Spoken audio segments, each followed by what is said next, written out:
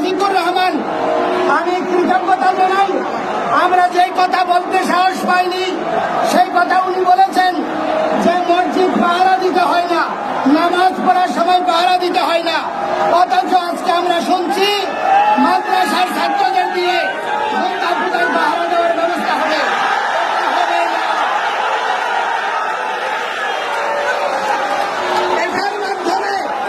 এটার মাধ্যমে মাননীয় ধর্ম উপদেষ্টা বিশ্ববাসীর কাছে বাংলাদেশের হিন্দুদের বাস্তব চিত্র তুলে ধরেছে যে এই দেশে হিন্দুরা কত বিপন্ন হলে অপরাপর ধর্ম বিশ্বাসের মানুষকে পাহারা দিয়ে তাদের অস্তিত্ব রক্ষা করতে হয়।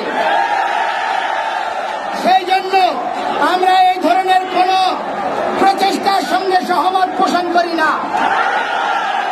আমরা যারা আমাদের এই সাম্প্রদায়িক নিপীড়নে যে সমস্ত রাজনৈতিক দল পাশে এসে দাঁড়িয়েছে আমরা তাদেরকে কৃতজ্ঞতা জানাই, কিন্তু এটাও বলতে চাই এই ধরনের ব্যবস্থায় আমরা ওই বিড়ালের কাছে মুরগি পোষা হয়ে থাকতে চাই না। আমরা বলতে চাই আজকে স্বাধীনতার পর থেকে আমাদেরকে দুর্গা পূজায় 500 কেজি করে চাল দিচ্ছে, খয়রাতির চাল। আমরা কি ভিক্ষুক? যদি আমরা ভিক্ষুক না হই, আমরা যদি এই জাতি রাষ্ট্রের অংশ হই, ত্রাণ তহবিলের অর্থ দিয়ে কেন আমাদেরকে প্রহসন করছে? কেন হিন্দু ধর্মীয় ফাউন্ডেশন হচ্ছে না?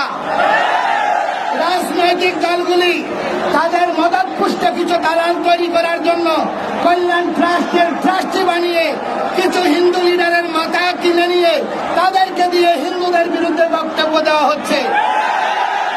এই ধরনের প্রবণতার বিরুদ্ধে আমরা সনাতনীরা সবাই একসাথে লড়ব। আমরা কোন বিদেশি রাষ্ট্রের কোন বিদেশি প্রভুর সহযোগিতা চাই না। অতীতে যেমন সাধু সন্তরা আত্মবলিদান করেছে আমরা আত্মবলিদান করব, কিন্তু এই ভূমি ত্যাগ করব না। আজকে সরকারিভাবে বলা হচ্ছে এই দেশে আমাদের একজন সেনা কর্মকর্তা উনি সংবাদ সম্মেলনে বলেছে বাংলাদেশের সংখ্যালঘুরা, ধর্মীয় সংখ্যালঘুরা তারা পৃথিবীর সবচেয়ে ভালো আছে। ভালো থাকার একটা প্রমাণ দেই, এই বাংলাদেশে এনিমি প্রপার্টি আইনের মাধ্যমে সরকারিভাবে বিএস কোডিয়ানে উল্লেখ রয়েছে এই দেশের মানুষের নাম, আর তার বর্তমান স্থিতি হচ্ছে হালসান ভারত। তাহলে সরকার স্বীকার করে নিয়েছে এই দেশের মানুষ পালিয়ে ভারত চলে গিয়েছে। আজকে অনেকে সীমান্তে 2 জন হিন্দু মারা গিয়েছে, এজন্য মায়া দরদ দেখাচ্ছে, ইন্ডিয়ার বিরুদ্ধে স্লোগান দিচ্ছে। তো আমি বলতে চাই তারা কেন সীমান্তে গিয়েছে আগে ওইটা খুঁজে নিন। তারা কেন বিএসএফ এর গুলিতে মরতে গিয়েছে? কারণ এখানে বেঁচে থাকা তাদের জন্য একটা জীবন মৃত্যুর প্রহসন ছাড়ার কিছুই নয়। এই পরিস্থিতি কোনোভাবে আমরা মেনে নিতে পারি না। একটা জিনিস মনে রাখবেন, বাংলাদেশের মানুষকে আজকে আপনারা রোহিঙ্গাদেরকে সংরক্ষণ করছেন, বাংলাদেশের মানুষ তাদের পাশে দাঁড়িয়েছে, মানবতায় বিশ্বাস করে বলে আমরা পুন্ডরিক ধাম থেকেও প্রতিটি মঠ মন্দির থেকে ত্রাণ নিয়ে রোহিঙ্গাদের পাশে দাঁড়িয়েছি। কিন্তু বাংলাদেশ থেকে যে সমস্ত হিন্দুরা ইন্ডিয়ায় সহ বিভিন্ন দেশে আশ্রয় নিয়েছে আজ পর্যন্ত কোন সরকার তাদেরকে ফিরিয়ে আনার প্রচেষ্টা করে নাই। এটা থেকে প্রমাণ হয় সব ভাইয়েরা এক ভাই, তারা সবাই চাই আমরা এখানে থাকি না। সেজন্য আমি বলতে চাই এই ধরনের প্রহসন বন্ধ করুন। আজকে গতকাল 6টা কমিশন হয়েছে, সংবিধান সংশোধন কমিশন থেকে শুরু করে অনেকগুলো কমিশন হয়েছে।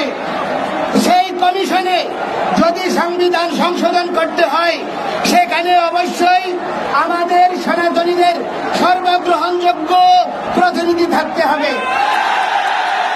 না হলে কোন সংবিধান পরিবর্তনকে আমরা সমর্থন করব না। আমাদের নিয়ে দেবোত্তর সম্পত্তি আইন নিয়ে 13 সাল থেকে প্রহসন হচ্ছে, আজ পর্যন্ত থেমে নয়।